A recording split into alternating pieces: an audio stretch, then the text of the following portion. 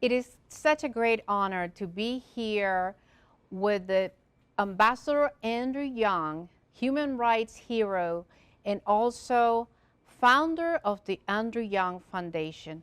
Ambassador, thank you for spending time with us today. Well, it's my pleasure always. Thank you. The first thing we would like to do is to thank you for all the work you do through the Andrew Young Foundation. The leadership and the education and the human rights that you work and your foundation works so hard, and you have saved lives in Africa and other parts of the world like the Caribbean and so on. So with that, the World Chamber of Commerce would like to present a donation to the Andrew Young Foundation for all the hard work. Thank you for doing all you do. Thank you so much. Thank you very much. Thank you. Very good. Thank you. I'll leave it right here till we finish. Yes, sounds wonderful. Well, you know, I turned 92 about 6 months ago. Yes. And I was born in New Orleans, and I think I was born in the midst of a conflict. I had an Irish grocery store on one corner, an Italian bar on another. The Nazi Party headquarters was on the third corner, and a Chevrolet dealership around the fourth corner. And I lived right smack in the middle.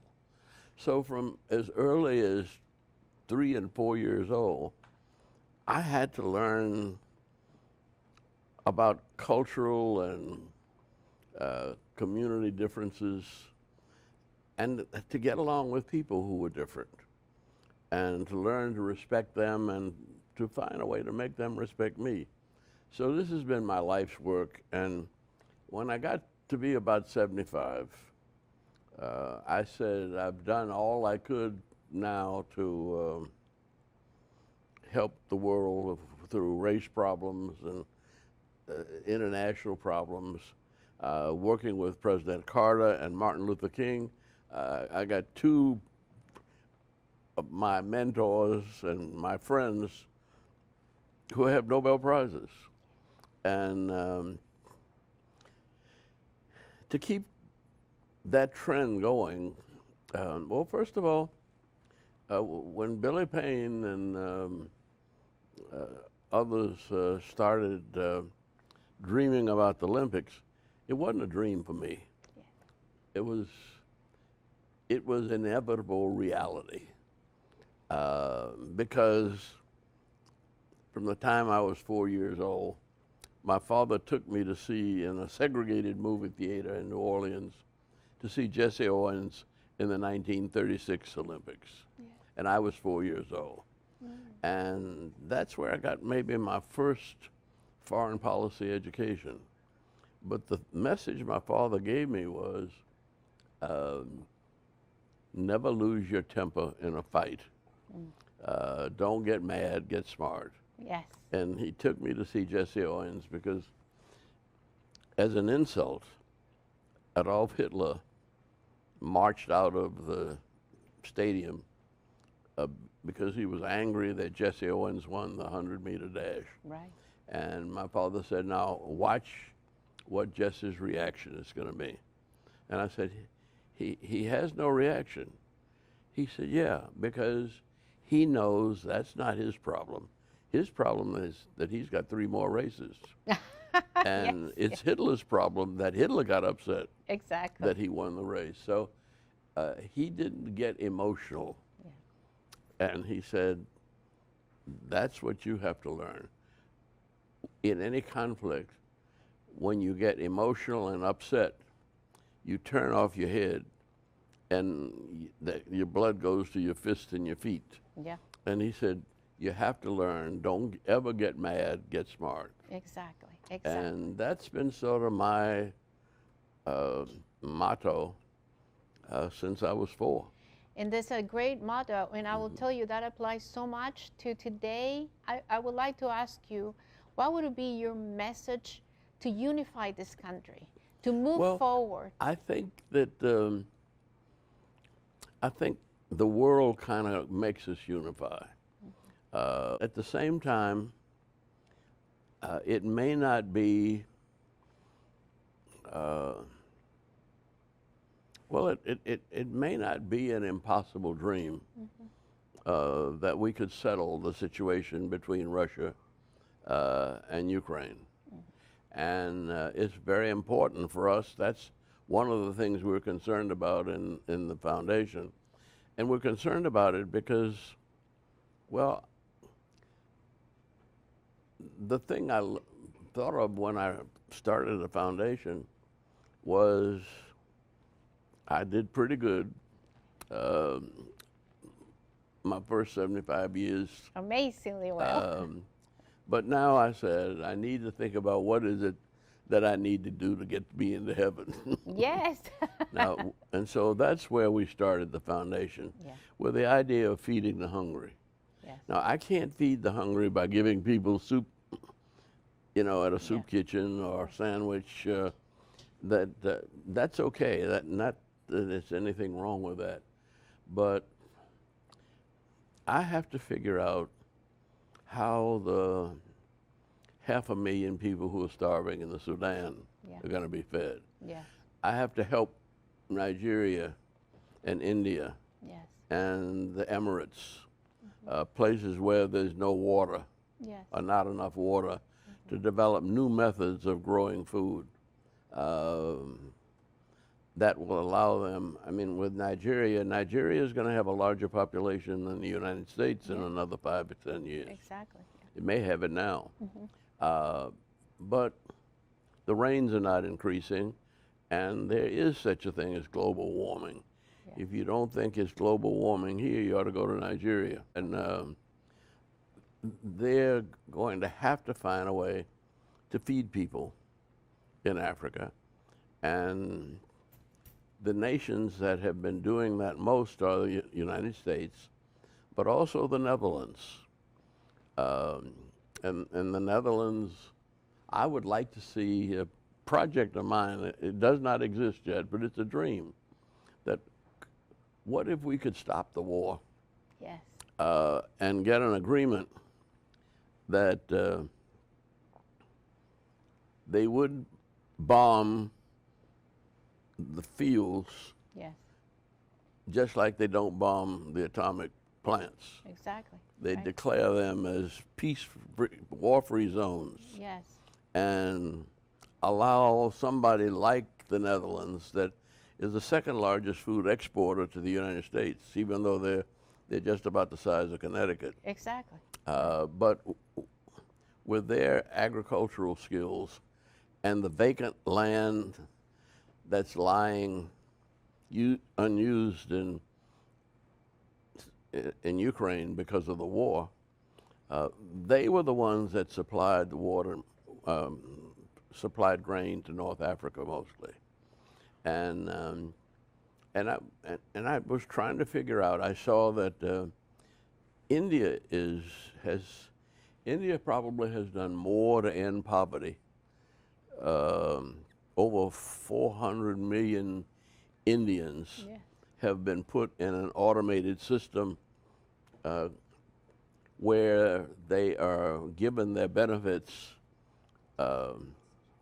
through iris scan and fingerprints, just like with us at the airport. Right. But they've done it with 400 million people who used to be poor, but now that they have an account that they can use anywhere simply by putting their fingers in registering fingers tips, or looking into the iris scan, and they can get money in a grocery store like that. Yeah. It's miraculous that that has been done for almost 1 billion people. Let India help Russia feed people out in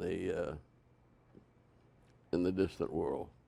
Now that's one dream of ours. Yes. But the other one was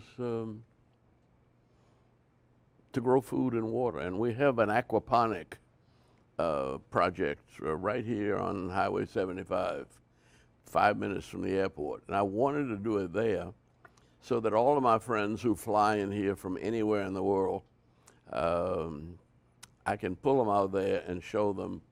And it's expensive to do here, but we're looking at ways that we could package aquaponics for export, and so that we could put our food supply in a tanker and fly it, and ship it anywhere in the world and assemble it like a Lego block.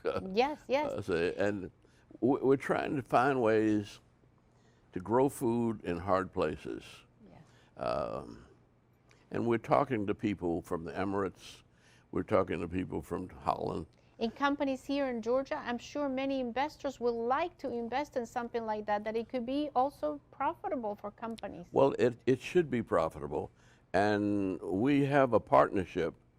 Now, the foundation has set it up, and we have invested money in it to get it started, but then we got friends to say they would join us, and Yeah. we partnered with a food production agency out in Colorado. So they have 52 acres. We only have an acre. But I visited an aquaponics operation in Korea, and they only had a half acre. And they were supplying food for an entire region in Seoul. That's And amazing. they told me, whether it's true or not, but they were making $2 million a month I believe it. And on a half acre land. I believe it. And now these investors here in Georgia, they would love to hear you talking about this. Maybe we can create this connection through the World Chamber of Commerce. We would love to do that. Yes. I would yes. love to, you see, I think, well, when we had the Olympics here, we did something that didn't get much publicity because the Olympic Committee didn't want us to publicize it, but we got 37 places in the world where they were fighting wars. Yeah. And we went to UNICEF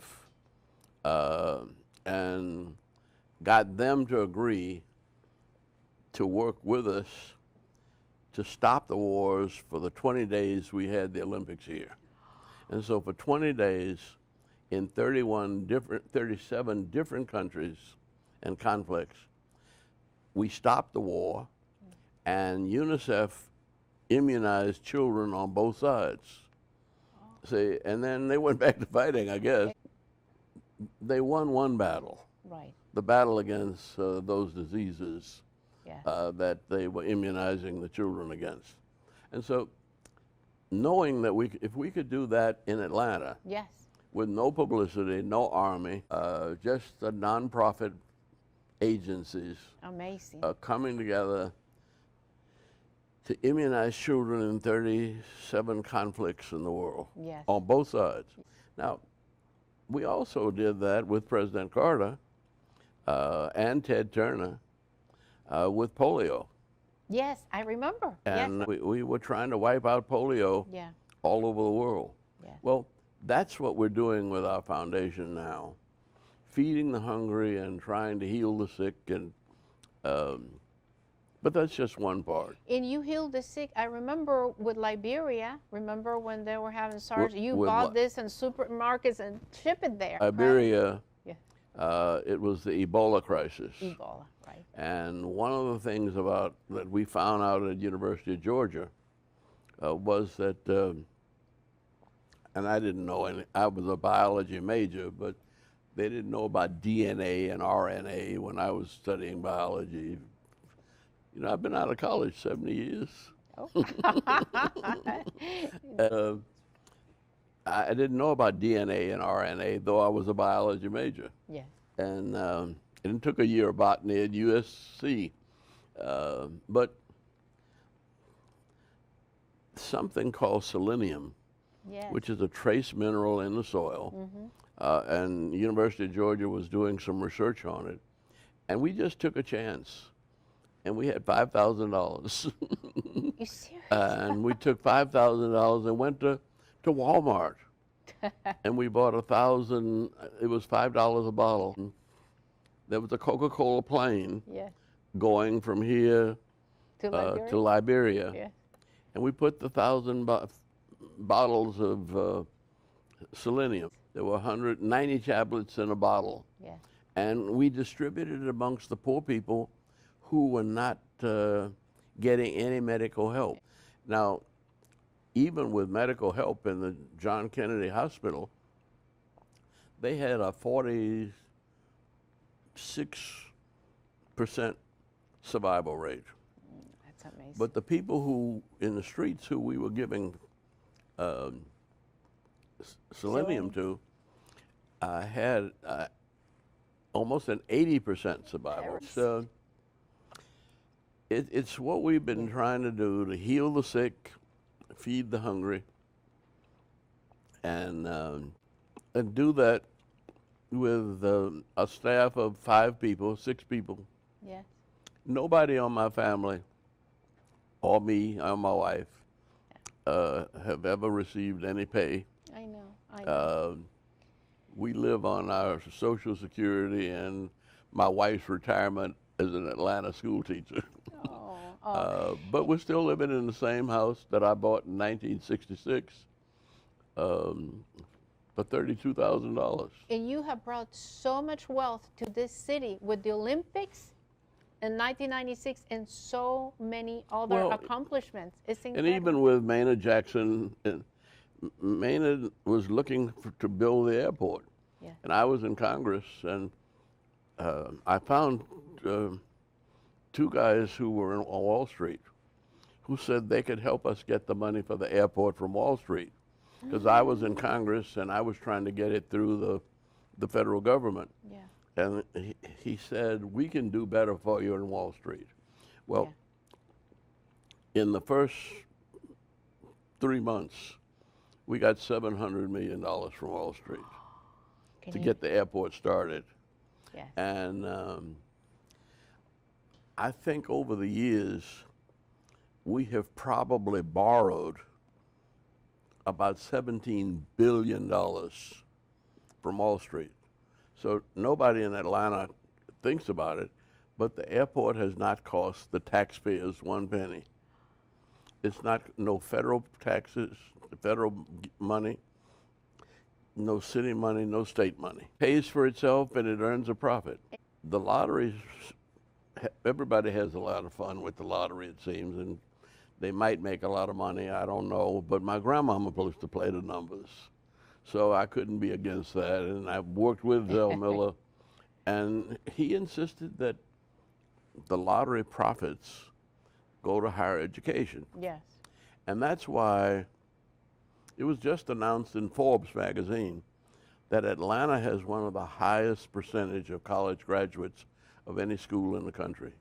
When we give money, well, we really don't have enough money to give. Yeah. And what our goal is to get an endowment where we could live on the interest and where we could pay the rent and the expenses of running the foundation with the 5 people that we have here. Yeah. And make sure that most of the money goes to charitable purposes. Of course, but also the foundation has the right to keep 20% of that for their expenses, staff and office and so on. Yeah, and we probably do, but it's by law, you're allowed.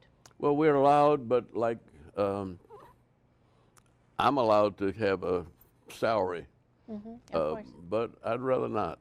Say, I mean, I was fortunate enough to be married to 2 school teachers. Like my mother and my father are school teachers. And so my wife and I live on her pensions and my pensions. Yes, yes. And we were fortunate enough to have children who got good jobs right out of college. Oh, good. And so we don't have to take care of them. But I got 9 grandchildren that I worry about, but so far we're doing all right with them. Well, that's good to know. But I have to tell you that the part that I think is so important, that people understand that you are a man of peace. You talk about, I was trying to reach, heaven, earning heaven. You already earn a place in heaven when you created this message Well, of you peace. don't know how many sins I got waiting me on the other side. Well, I know that your accomplishments and what you have done for peace is so much, it surpasses anything. You know, when I went to college in 1947, that was the year that Ralph Bunche won the Nobel Peace Prize.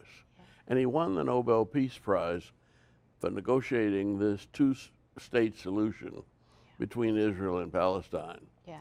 With Martin Luther King in 1966, we were trying to find ways to ease that tension. And we had a plan to take 4,000 tourists to the Middle East. Yeah. And that was too many to stay in Israel or Jordan. And so we got them to open up the Mandelbaum gates. They were going to build a temporary amphitheater around the Sea of Galilee. Martin Luther King was going to preach from a boat. And we were going to have his idea was that if we could have a regular flow of tourists, he saw how tourism helped Atlanta. And one of the reasons we had no race problems hardly was that we kept the tourist industry growing. Yes. That filled these hotels and created jobs. And tourism has been really a path to peace for Atlanta. Absolutely. And we thought we could do that with Israel and Jordan. And I went over there in '66 and everybody agreed. And we had 4,000 people signed up to go in '67 in September. Yes. But then the '67 war came. And that canceled. But I'm saying that this is not something that has just come up. Yeah. And it's constantly changing. I think if Jimmy Carter had served another term, he probably could have settled it, because it was his personal will and prayer that got Sadat and Begin together. And it was the thing he did after 12 days of negotiating and nothing came up. He gave Sadat 8 pictures that he had signed to his grandchildren. And Sadat got the message. No, it was Begin got the message that if we don't settle this, we're passing it on to our grandchildren. And he emptied his suitcase, came back, and in the next 3 days, they signed that treaty. And that was over 50 years ago. Yeah. And there's not been a single Egyptian killed by an Israeli, and no Israeli killed by an Egyptian. Yes, what a miracle. And so diplomacy is possible. Oh, absolutely. But we have to be as diligent about diplomacy as we are about war. War, exactly, exactly. Well, I know that you're not only a hero here in the United States, but you're a world hero, because you have accomplished so much besides the the Panama Canal. Yes, exactly. Yes. And that wouldn't have happened if President Carter asked me to. He said, "Do you know Castro?" I said, "No, I never met him." I said, "But I know a number of people who know him." Yeah. He said, "Do you think you could get them to convince him not to say anything about the Panama Canal Treaty?" He said, "If he speaks in favor of it, the Senate will get suspicious, and they wouldn't pass it. And if he speaks against it, the Communist Party would kill it in Panama." Yeah. He said, "We need to keep everybody quiet, and then I think we could negotiate a Panama Canal Treaty." Yeah. In a few months, it happened. It happened. And it was Jamaica and Mexico and Costa Rica and Venezuela presidents who had all known Castro as a student. And I talked to them, and they talked to him, and he never said a word about the Panama Canal Treaty, even after it was signed. Oh yeah, he listened. He listened to President Carter, which is rare for somebody like him to do that. Well, but it was really your connection. Well, he listened to the president of Mexico, the president of Jamaica, president of Venezuela, and Costa Rica. Yes. And there may have been a few others. So you have those accomplishments, but also accomplishments that maybe people are not as aware. For instance, how you help the African countries to liberate from Portugal colonizers. Well, you know, I almost went to Angola. I signed up when I was in college, my last year in college. I signed up to go to Angola as a missionary. And they turned me down because I wasn't married. Oh. But my wife-to-be had also signed up, but they didn't put us together. Oh.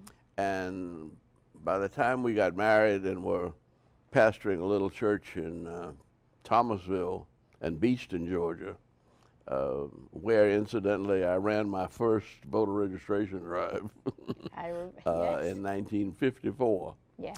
And you know, I've been a Democrat since, but I started out as a Republican voting for Eisenhower, because Eisenhower had appointed the Supreme Court then, that also in '54 gave the decision to desegregate public education, the Brown versus the Board of Education, right. and the Supreme Court under that Republican presidency made possible us changing the South without violence. Yes. So that's why I don't despair. But you have back and forth. Right, but you encounter violence. I mean, we all have seen how they arrest you in St. Augustine because you were marching for peace, and we all saw in the But video. you know, I got beat up. And I didn't know I was getting beat up until I saw it a few years later. You didn't realize? I didn't realize, and when they pulled me up, I didn't even have a headache. Oh my I God! mean, I was worried about the women and children. Yes. That we were trying to get around safe and back to the church. Yes. But I had some bruises, and I had to have an operation for some knots on my back. Yeah. So that was so you must have been traumatized and probably forgot. I mean, you just don't know. Yeah. But if you play football, I mean, I did a little boxing as a kid and tried to play a little touch football. Yes, I remember. And broke my ankle. Oh my gosh! I remember reading that your father had a trainer to teach you boxing, you and your siblings, so you can defend yourself. He said, if you know how to fight, you don't have to fight. Yes, exactly. And if you have to fight, you don't have to fight but once. Yes, exactly. And that's what I tell my son. He's an architect, but he does jiu-jitsu every day because I tell him, you never have to fight, but you will know how to defend yourself. Yeah. In case of that. But you know, the most important part right now, I think, is how we all are looking for leaders like you for a message. How we unified, how we come back together as Americans to move forward to progress, to peace, most importantly. What do you advise us to do? Well, my daddy's advice was the best for me. Don't get mad, get smart. Don't get emotionally upset. There will be clashes, and there will be troubles. There are wars and rumors of wars all the time. But we have seen people like Ralph Bunche, like Martin Luther King, like Jimmy Carter, but also especially like Gandhi in India. Mm-hmm. And nobody considers him a nonviolent warrior because he's a general. Yes. But Obasanjo in Nigeria has probably been responsible for more peacemaking on the African continent. He was the one that helped get Mandela out of jail, and along with Bishop Desmond Tutu, and the foreign minister from Australia and England. They did the negotiations that that allowed South Africa to become independent. That's amazing. That's amazing. Well, please tell us some words about the foundation, that we would like to promote the foundation as an organization that is bringing peace to the world, as you have for so long. And please tell us how we can help around the community and support the Andrew Young Foundation. Well, we're trying. One of the things we want to do, we have a wonderful network of universities here. Yes. And you can get a degree in almost anything. But, well, Georgia State has 52,000 students, and I think the last time I had a count, there were 170 different countries represented there. That's amazing. And so there's probably almost as many at Georgia Tech, and also between Morehouse and Clark and Spelman, we supply a lot of people to the Foreign Service. We're talking about a peace institute that we're trying to develop, that where students wouldn't have to wait until they get out and get jobs and go to, where, well, I was, everything I've been involved in as an adult, I had a student friend when I was in college or divinity school. And so I was never operating in the world like a stranger. Yeah. I was always going there as a friend to somebody. And it wasn't too hard to get to be friends with both sides. And I'd like to have that kind of atmosphere here in Atlanta. Yes. Where from all of our schools, Yes. and as I said, 60% of our adults have some college experience. Yes. And that's very unusual. So Atlanta has the makings of a city of peace. Oh, absolutely. And we have right now, through the World Chamber of Commerce, we support over close to 100 consuls through the Consular Corp of Georgia, representing close to 100 countries. That's also one of the reasons why we were able to get the Olympics. Yes. Because I knew people from a lot of places, Yeah. but I think back then we had 60 consuls. Yes. I don't know how many we have now. Close to 100, yes. Yeah, but I really didn't know anybody well, I didn't know anybody in Japan at first. Yeah. But the Japanese consulate. The Consul General is here in Georgia. Yes. Yes. It was almost like a member of a volunteer on our committee. And the Olympics was put on by volunteers. We had almost 400,000 volunteers. That's amazing. So we've been able to do, I think, miracles. Miracles. There are miracles. With no money, just with the talent that's present in the city of Atlanta. Yes. And with the corporate base and the nonprofit base that is dedicated and concerned about feeding the hungry, clothing the naked, and making peace on earth, and goodwill toward all men, women, and children. And so we'd like to be that institution. And there's a song that I used to sing with Jimmy Carter,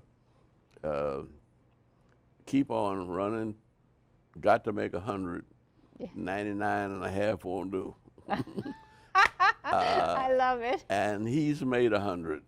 Yes. And I got, almost a decade to go. Oh, yes, absolutely. There's so much more work that you have to do on this earth. But I wanted to thank you so much. Your message. Well, let me thank you, and let me apologize that I don't want to duplicate what you're doing. No, we want to support you. And I want to support you. So whenever you have gatherings or ideas or problems that I can be involved with you in,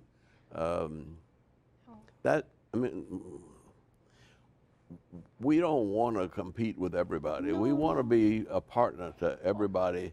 The Carter Center, the King Center, the Civil Rights Museum, and all of our wonderful universities. Yes, yes. Oh, absolutely. We want to support you.